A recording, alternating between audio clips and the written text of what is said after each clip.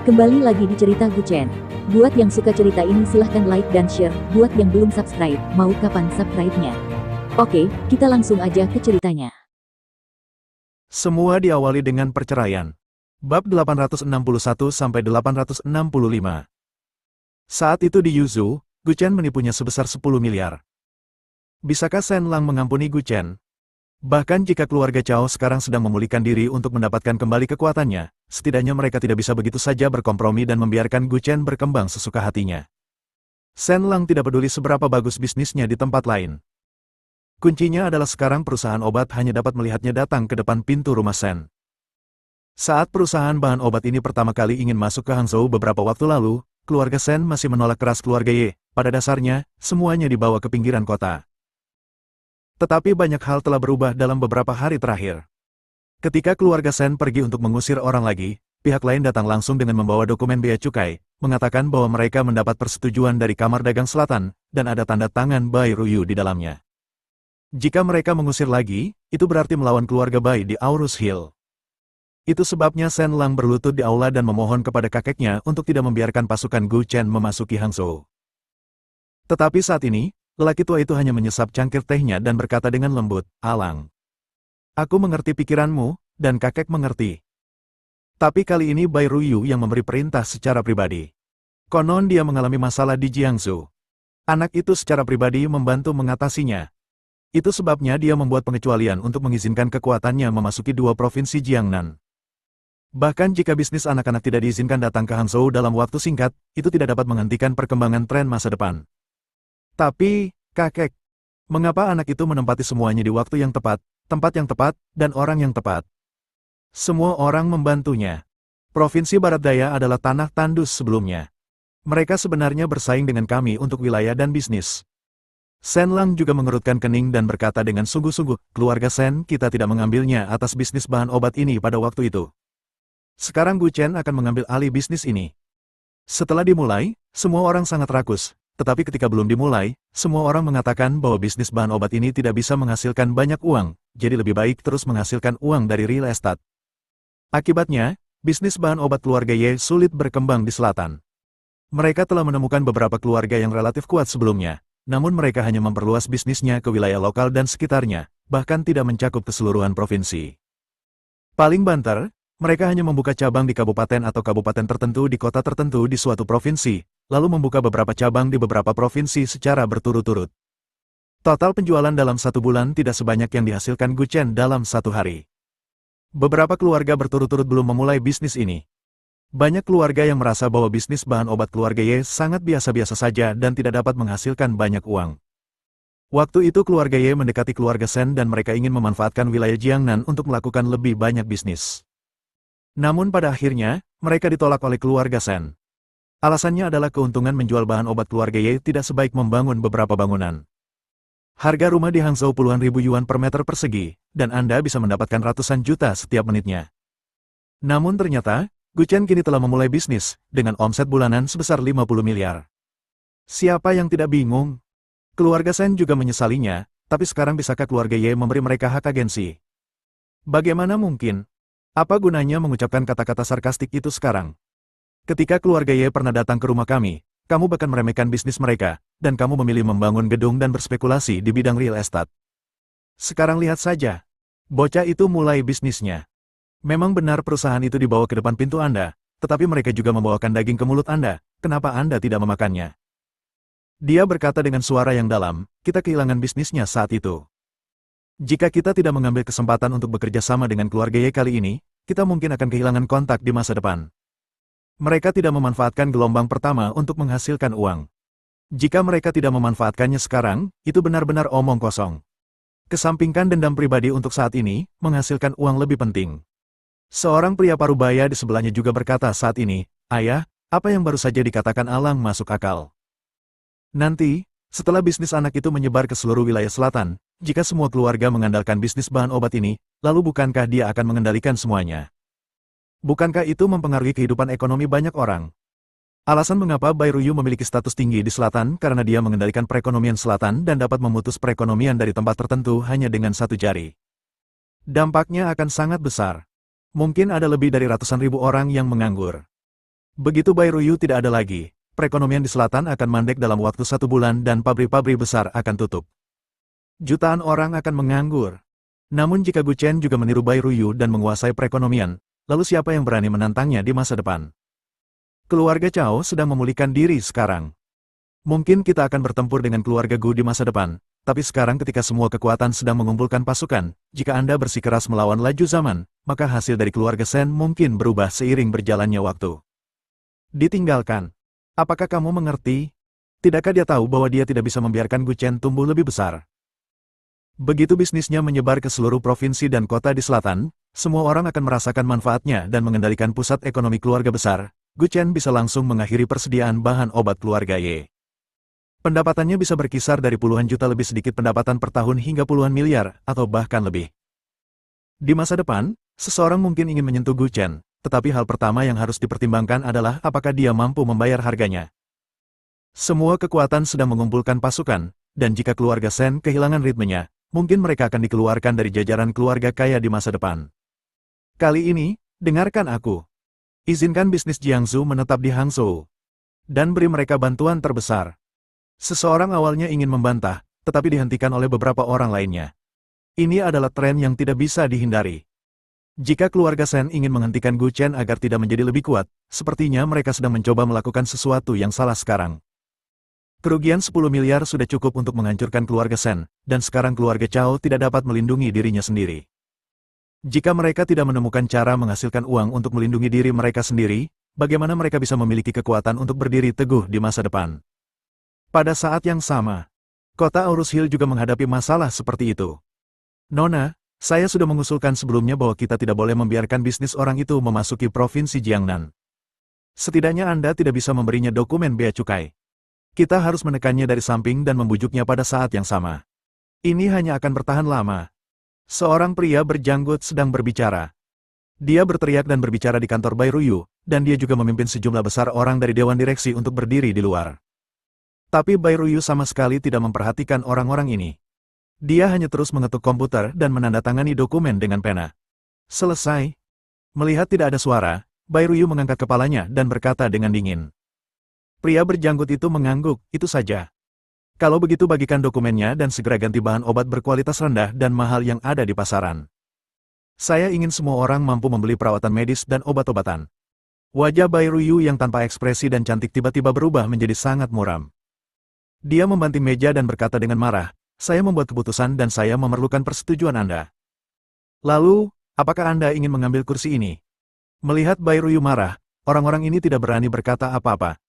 Jika seseorang benar-benar bisa menggantikannya, dia pasti sudah lama menggantikannya. Dia sama dengan Murong Yi, untuk menyelamatkan nyawanya, dia sebenarnya telah menuliskan semua hak kepemilikan ekonomi atas namanya.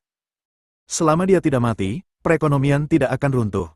Jika dia mati, perekonomian kerajaan Xia akan hancur. Ekonomi akan lumpuh dan tidak dapat pulih dalam waktu singkat. Justru karena kemampuan mereka yang begitu luar biasa sehingga jika Anda ingin menemukan seseorang untuk menggantikan Bai Ruyu atau Murong Yi sedikit demi sedikit dari awal, akan memakan waktu setidaknya 10 tahun. Namun dalam 10 tahun terakhir, tidak mungkin bagi Bai Ruyu dan Murong Yi untuk melepaskan dan mengabaikan apapun, yang berarti tidak ada yang memiliki kesempatan untuk menggantikan mereka. Ini adalah perwujudan dari kemampuan, dan juga merupakan jimat penyelamat nyawa mereka. Menjadi terlalu mampu pasti akan menimbulkan rasa takut di kalangan petinggi. Masalah kelangsungan hidup di masyarakat saat ini juga sama. Jika ingin tidak tersingkir oleh perkembangan zaman, Anda harus mengetahui suatu keterampilan. Keterampilan yang hanya dapat dikuasai oleh Anda dan tidak dapat dilakukan oleh kebanyakan orang. Hanya dengan cara ini kita dapat terus maju dengan berani dalam arus perubahan sosial. Bai Ruyu di selatan Sungai Yangtze hanya bisa mengendalikan perekonomian, tetapi tidak bisa mengendalikan keluarga besar di selatan. Keluarga Bai adalah keluarga taipan bisnis dengan latar belakang bisnis yang sangat berbeda dengan keluarga Murong. Keluarga Murong telah menjadi sebuah keluarga selama ratusan tahun. Sejak dinasti Yuan, keluarga Murong telah menjadi keluarga lokal yang terkemuka dan bertahan dengan kekuatan militer selama ratusan tahun. Bahkan sekarang, mereka telah menjaga perbatasan utara selama lebih dari 30 tahun, sehingga kekuatan keluarga Murong tersebar di banyak tempat di utara. Murong Yi tidak hanya dapat mengendalikan perekonomian, tetapi juga menekan klan-klan besar di utara. Tapi Bai Ruyu berbeda. Dia hanya bisa menekan perekonomian, tapi dia tidak bisa mengendalikan klan pejabat dan bangsawan ini sama sekali, terutama di wilayah Jiangnan, yang masalahnya lebih besar. Tidak peduli dinasti manapun, wilayah Jiangnan adalah tempat dengan tanah subur dan perekonomian yang sangat maju. Beberapa orang bahkan mengatakan bahwa mereka yang berada di Jiangnan akan memenangkan dunia. Ini bukan lelucon sama sekali. Sochou juga menduduki Jiangdong dan menjadi salah satu dari 3 kerajaan, jadi ada terlalu banyak keluarga kaya dan berkuasa di sini. Tempat ini benar-benar telah menghasilkan banyak keluarga kaya, tetapi keluarga Bai di kota Aurus Hai hanya dapat dianggap sebagai keluarga kaya. Jadi karena setiap orang adalah keluarga kaya, mengapa harus dikelola oleh keluarga Bai? Mengapa keluarga Bai tidak bisa berada di bawah kendali mereka? Jadi nyatanya Bai Ruyu selalu berkonflik dengan klan Jiangdong. Klan kuat ini seringkali tidak mendengarkan perintah, dan tidak bisa menderita kerugian apapun sehingga sulit untuk dikendalikan. Kebetulan Gu Chen telah berkembang di wilayah Barat Daya. Mulai sekarang, Jiangdong dan wilayah Barat Daya akan saling menahan dan menyeimbangkan untuk memastikan perkembangan stabil di selatan. Oleh karena itu, pendirian bisnis Gu Chen di 2 provinsi Jiangnan adalah hal yang harus dilakukan Bai Ruyu, dan masalah ini sudah dekat, dan dia harus diizinkan masuk. Karena nona tertua sudah mengambil keputusan seperti itu, saya tidak berani berkata apa-apa lagi. Saya hanya ingin membuat pernyataan dari penanggung jawab. Setiap bahan obat yang masuk ke pasar harus ditinjau secara ketat oleh departemen. Jika ditemukan bahan obat mereka tidak memenuhi syarat, saya akan memprotes Anda nanti. Pria parubaya itu berkata dengan sungguh-sungguh dengan tangan terkepal. Bai Ruyu akhirnya meledak dalam amarahnya, keluar. Kamu punya ide, aku punya prinsip. Oke, ayo keluar dulu. Ini bukan pertama kalinya Bai Ruyu berkonflik dengan klan Jiangdong, namun setiap kali Bai Ruyu mampu menyelesaikan keputusannya dengan sangat baik, sehingga orang dari keluarga lain tidak dapat menemukan celah untuk membantah. Anda bilang keputusannya salah, tapi karena semua keluarga yang terlibat telah menghasilkan banyak uang, tentu saja tidak ada yang berani mengatakan apapun lagi.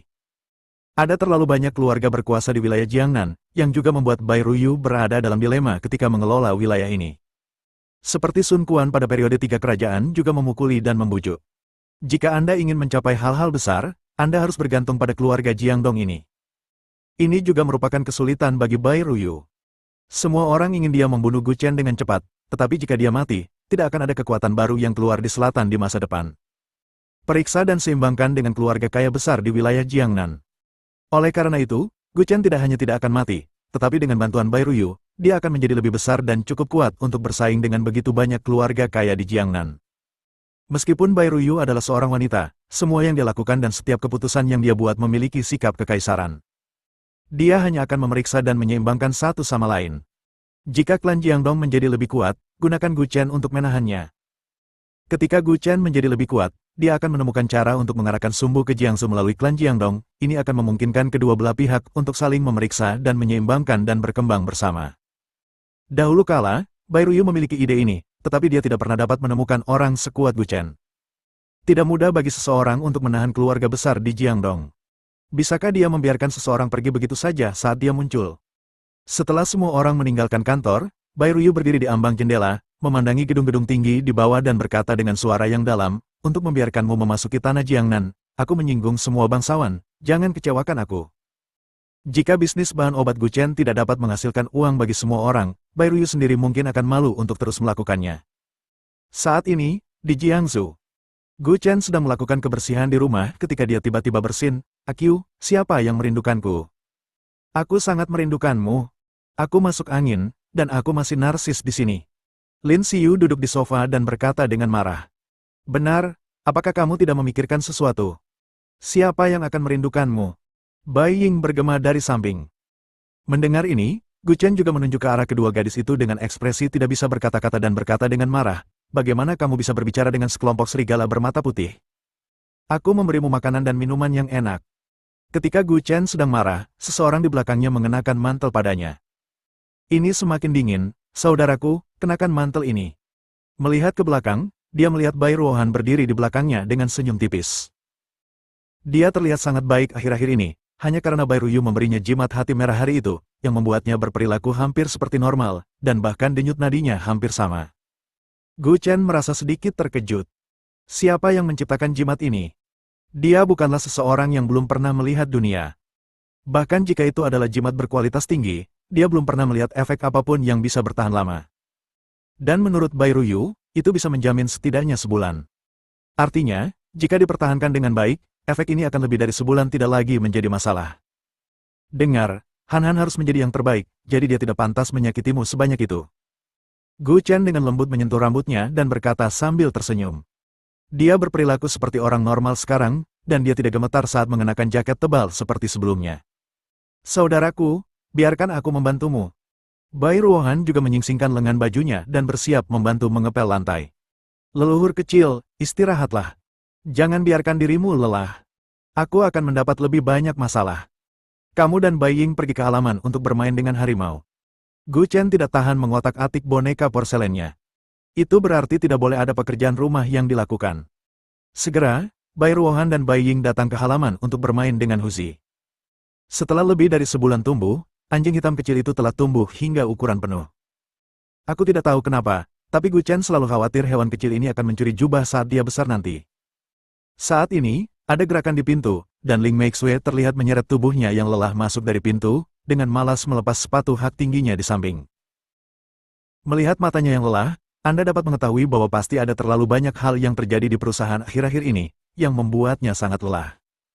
Sayang, apakah kamu lapar? Kita akan segera makan. Gu Chen tidak bisa menahan diri untuk berbisik ketika dia melihatnya kembali. Tapi Ling Meixue hanya meliriknya dan menyeret tubuhnya yang lelah ke lantai 2. Dia. Kenapa dia mengabaikanku? Gu Chen bertanya dengan tatapan bingung. Lin Xiyu sedang makan keripik kentang di sampingnya dan mengangkat bahu dan tersenyum. Kamu selalu dikelilingi oleh urusanmu sendiri selama periode ini. Kapan kamu mempertimbangkan perasaannya? Tahun baru telah tiba, dan urusan di perusahaan sedang sibuk akhir-akhir ini. Dia seperti ini setiap hari ketika dia kembali. Dia terjatuh di sofa dengan lelah, tapi dia tetap bersikeras menunggumu kembali. Saat kamu kembali, pikiranmu akan tertuju pada Han Han atau Yinger. Bisakah dia tidak cemburu? Dia tentu marah, dan kamu bahkan bertanya padaku. Mendengar apa yang dia katakan, Gu Chen merasa itu ada benarnya.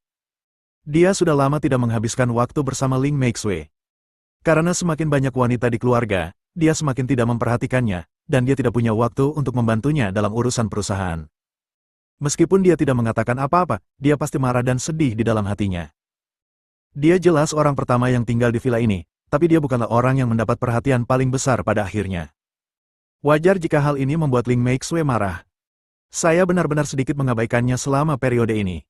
Apakah ada cara untuk menebusnya? Apakah menurutmu kemarahannya akan berkurang jika saya membantunya dengan urusan perusahaan? Gu Chen dengan kain pel, bertanya dengan lembut dari samping. Tahun baru Imlek akan segera tiba, dan wajar jika perusahaan sibuk. Ringkasan keuangan tahunan bukanlah hal yang sepele. Selain itu, pekerjaan untuk tahun depan harus direncanakan terlebih dahulu. Dulu, beberapa pemegang saham bekerja sama dengannya untuk menyelesaikannya, namun kini seluruh perusahaan menjadi miliknya, semuanya harus dilakukan sendiri. Ada beberapa hal yang pasti tidak bisa didapatkan oleh perempuan jika mereka mengambil inisiatif. Terkadang, kamu tidak memahami pikiran seorang gadis. Misalnya, kamu tidak bisa membelikanku bunga hanya karena aku bilang aku ingin bunga. Saat aku ingin bunga, kamu sudah membelikanku bunga. Itu bukan karena aku bilang aku ingin bunga, kamu harus membelikanku bunga. Lin Xiyu segera membuat twister. Mendengar hal tersebut, Gu Chen langsung menopang sofa. Ada kalanya otaknya yang kuat tidak bisa berputar. Bibi, apakah kamu bermain-main denganku? Lin Xiyu tidak bisa menahan diri untuk tidak memutar matanya ke arahnya ketika dia melihat bahwa dia tidak mengerti. Idiot, yang dibutuhkan gadis-gadis adalah kejutan, bukan kamu melakukan setelah dia mengatakannya, tapi kamu bisa menebaknya, yang dia inginkan saat ini. Apa yang paling dia minati sekarang? Yah, sejauh ini aku hanya bisa membantumu.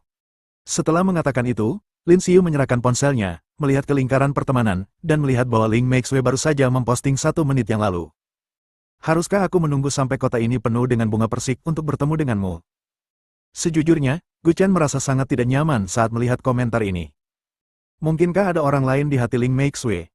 Apakah aku tidak cukup menarik? Apakah dia memikirkan tentang cinta pertama atau semacamnya? Kata Gu Chen dengan ekspresi cemburu di wajahnya. Melihat Gu Chen sedikit cemburu, Lin Xiyu tidak bisa menahan diri untuk tidak berkata dengan senyum buruk, ingin tahu? 500 untuk 1 pertanyaan. Jadilah manusia, kamu makan makananku, tinggal di rumahku, bertanya kepada Anda, dan Anda masih meminta uang kepada saya. Oh, jangan marah. Alasan utamanya adalah uang saya sangat terbatas akhir-akhir ini. Jika tidak berhasil, tolong beri saja saya sejumlah uang. Gu Chen benar-benar tidak punya pilihan. Dia mengeluarkan 1000 yuan dari dompetnya dan memberikannya langsung kepadanya. Ceritakan semua yang kamu tahu, dan beritahu aku di mana pria itu sekarang.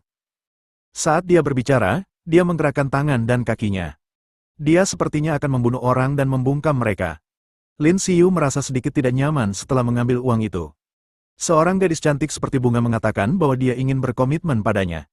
Bisakah Anda memberi saya reaksi? Moralitas. Lin Xiyu memutar matanya ke arahnya dan berkata dengan marah, siapa yang memberitahumu bahwa orang yang ingin dia temui adalah seorang laki-laki? Bukan seorang pria? Lalu siapa? Itu ibunya. Mendengar ini, Gu Chen terdiam. Sejak dia bertemu Ling Meixue, dia sepertinya tahu bahwa ibunya meninggalkannya ketika dia masih sangat muda, dan ayahnya menemukan ibu tiri, melahirkan seorang adik laki-laki, dan lambat laun mengabaikannya. Hal ini menyebabkan dia menjadi dingin dan menarik diri. Ibunya meninggal ketika dia masih sangat muda. Dia sering bercanda bahwa jika kota ini penuh dengan bunga persik, dia akan kembali menemuinya. Lin Xiyu berkata tanpa daya, sepertinya ibunya pernah ke sana akhir-akhir ini. Ini adalah hari peringatan kematiannya, jadi wajar jika dia sedang dalam suasana hati yang buruk. Kamu, cobalah untuk lebih membujuknya. Dia sangat membutuhkan perhatianmu sekarang. Ayo, jangan bicara omong kosong. Gu Chen juga berkata dengan ekspresi malu, ini musim dingin, dari mana bunga persik berasal? Biasanya musim semi, dan tidak ada bunga persik di sini musim dingin. Hei, jadi, ini juga berarti ibunya tidak akan pernah kembali, karena ibunya meninggal di musim dingin. Bagaimana mungkin kota ini dipenuhi bunga persik di musim dingin? Pada titik ini, hati Gu Chen terasa sakit hati seperti itu. Pernahkah kamu merasakan perasaan ini sebelumnya? Justru karena Anda tidak dapat melihat bunga persik di seluruh kota pada musim dingin, hal ini akan selalu menjadi kendala yang tidak dapat diatasi di hati Ling Meixue. Maksudku jika, aku bisa membuat kota ini penuh dengan bunga persik, apakah dia akan bahagia? Gu Chen bertanya dengan ekspresi curiga di wajahnya. Jika dia bisa melihat bunga persik di seluruh kota pada musim dingin, dia akan bisa mewujudkan keinginannya.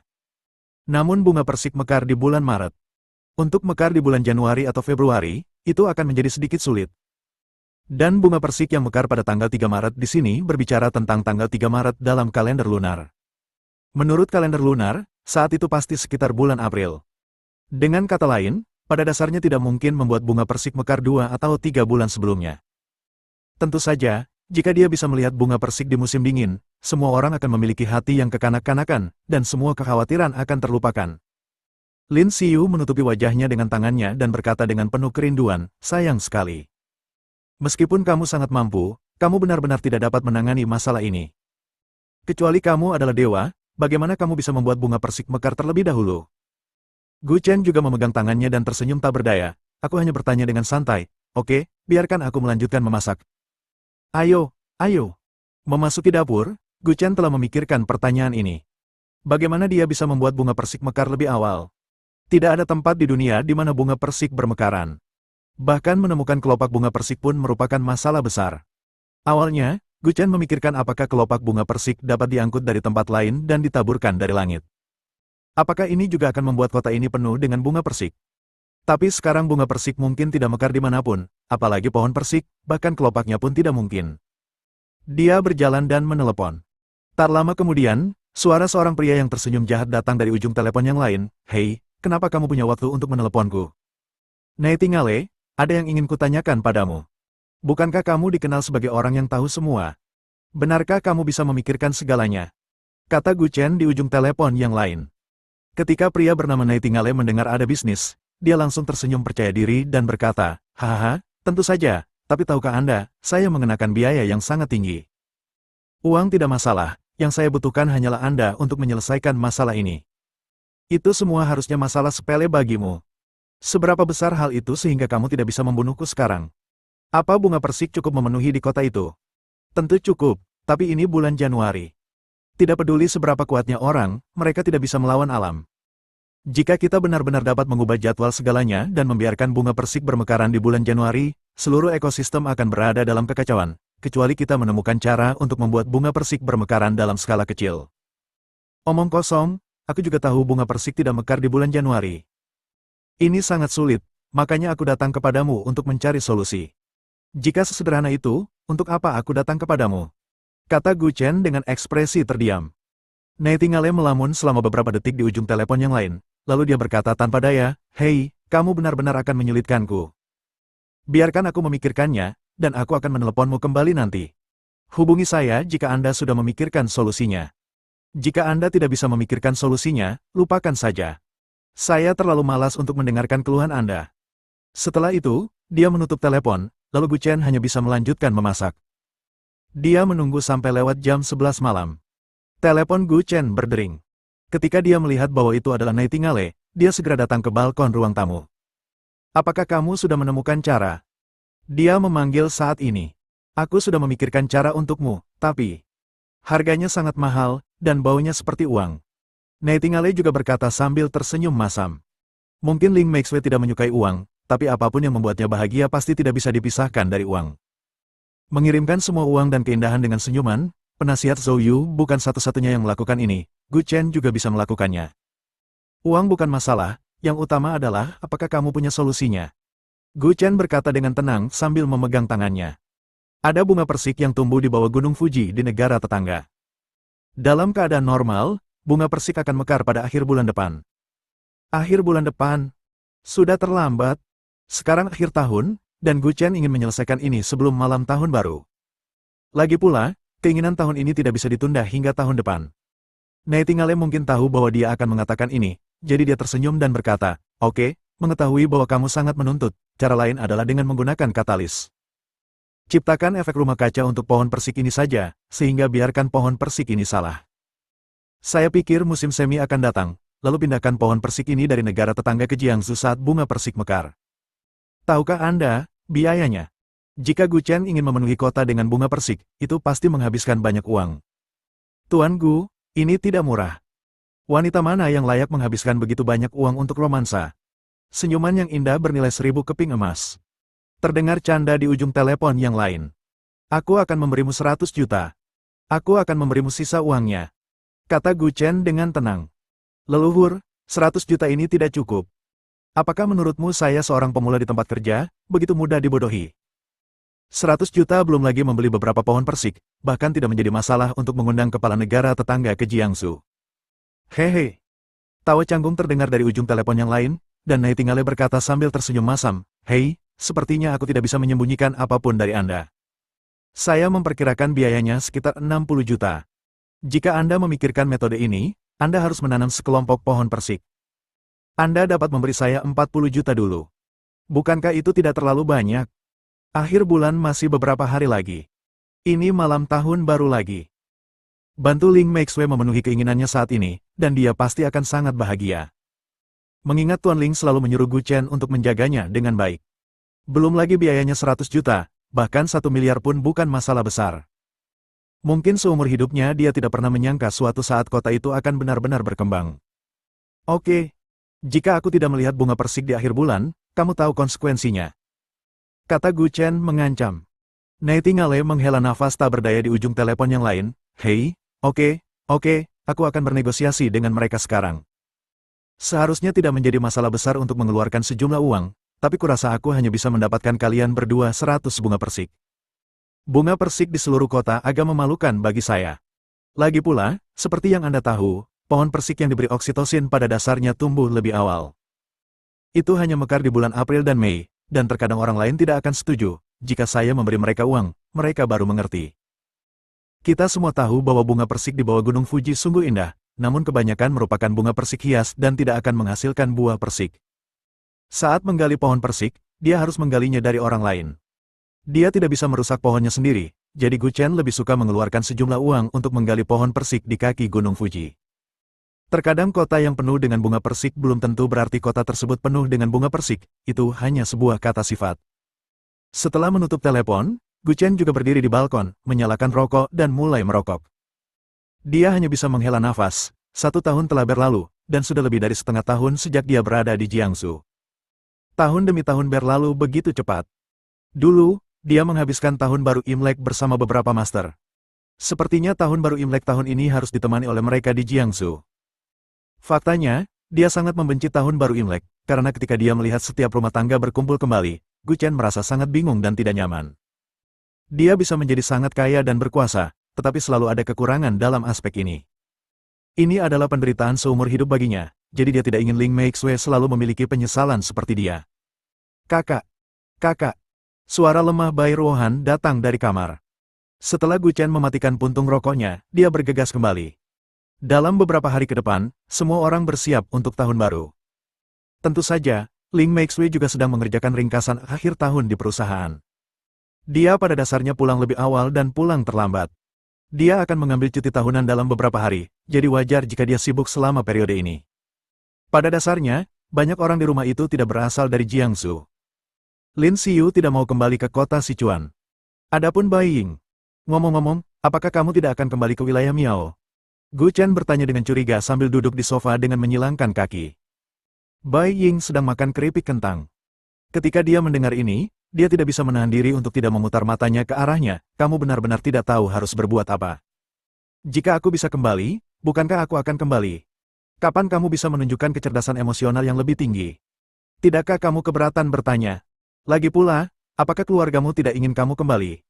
Hei, aku juga ingin kembali, tapi saya masih tidak tahu apa yang terjadi di dalam wilayah Miao. Apakah saya masih bisa kembali? Beberapa waktu yang lalu, Seng Anan telah memimpin orang-orang untuk mengambil kembali Bai Ying. Namun, dia tampaknya menjadi lebih damai selama periode ini, dan tidak ada gangguan selama 2 bulan. Sudah 2 bulan, apakah kamu yakin itu bukan Raja Miao? Gu Chen bertanya dengan rasa ingin tahu. Tidak mungkin. Bai Ying menepuk meja dengan satu tangan dan berkata dengan marah, Raja Miao adalah kakekku. Selain itu, meskipun ada Raja baru Miao, aku, seorang suci, harus menumpahkan darahku di depan Raja, di bawah matahari dan bulan. Hanya dengan mengucapkan sumpah yang mulia seseorang dapat menjadi Raja Miao hanya dengan satu kata. Inilah sebabnya ayah angkat Seng Anan harus membawanya kembali, yaitu menggunakan darahnya untuk berkorban untuk surga. Peraturan mengesampingkan apa yang ingin dipatuhi oleh setiap orang. Tetapi jika tidak ada seorang pun yang mau melaksanakan peraturan, bukankah kamu, seorang suci, dapat diabaikan? Tidak mungkin. Kamu berbicara omong kosong. Lin Xiu datang dengan buah di tangannya, menepuk bahu Bai Ying dan berbisik, mengapa Ying Ying marah padanya. Jangan terlalu marah karena itu tidak baik untuk dirimu sendiri. Jangan dianggap serius. Gu Chen datang ke klub Pavilion Linjun. Sebagai pembunuh bayaran, istana ke-10 neraka sebenarnya diatur untuk memasang bait di pintu. Tuan. Ketika semua orang melihatnya datang, mereka berteriak serempak dengan penuh hormat. Ya, lumayan. Jas, dasi, sepatu kulit, semuanya terlihat lebih energi dari sebelumnya. Gu Chen mengangguk sedikit, lagi pula, bait ini sedikit lebih tinggi dan bengkok. Baik, Tuan. Setelah menyapa, dia berjalan ke lantai 2. Orang yang memimpin di depan tetaplah wanita Chongsam yang terakhir kali menggodanya. Hari ini dia sebenarnya mengenakan pakaian pelayan. Tidak hanya dia, orang lain juga mengenakan pakaian ini. Sekarang Gu Chen akhirnya mengerti mengapa pembunuh kejam dari istana ke-10 neraka bersedia bekerja keras di sini. Saya tantang Anda untuk percaya bahwa ada pedesaan yang lembut di sini. Datang ke lantai 2. Berjalan ke dalam, Qiu Yu, yang juga mengenakan pakaian seksi dan menawan, sedang duduk di sofa menunggunya. Gu Chen sama sekali tidak terkejut karena wanita ini berpakaian seperti ini. Dia hampir mati karena godaannya. Jika kamu butuh sesuatu, kamu bisa memanggilku kapan saja. Pelayan cantik di luar pintu tersenyum ringan, tidak lupa mengedipkan mata pada Gu Chen saat menutup pintu. Gu Chen juga sangat pintar. Apa yang terjadi? Kenapa kamu tiba-tiba mengubah gayamu? Qiu Yu menyesap teh dan mencibir, bukankah ini hanya untuk menyenangkan Tuan Muda Gu? Bukankah Anda ingin sedikit kegembiraan dari waktu ke waktu? Misalnya, perawat, dokter, polisi wanita, dokter, pelajar, pembantu. Berhenti. Berhenti, berhenti. Kita di sini di klub yang serius. Apa maksudmu dengan ini? Aku berkata, Inje semua hanya untuk kamu lihat. Hei, batuk. Apakah aku orang seperti itu? Gu Chen menyipitkan mata dan berkata sambil tersenyum, lain kali. Qiu Yu sudah menebaknya bahwa dia akan mengatakan ini, dan langsung membuka lemari pakaiannya. Lemari itu penuh dengan semua jenis seragam, serta Balenciaga, sutra putih, dan segala jenis kaos kaki. Jika kamu menyukainya, aku bisa menggunakan ini semua di depanmu di kantor untuk dilihat. Gu Chen menelan ludah, siapa yang tahan dengan ini? Jika ada yang menikahi wanita ini, banyak barang seperti Wolfberry dan penis rusa akan dikirim pulang. Gadis ini tidak bisa dinikahi. Dia cantik, tapi itu agak menyita nyawa. Oke, berhentilah membuat masalah.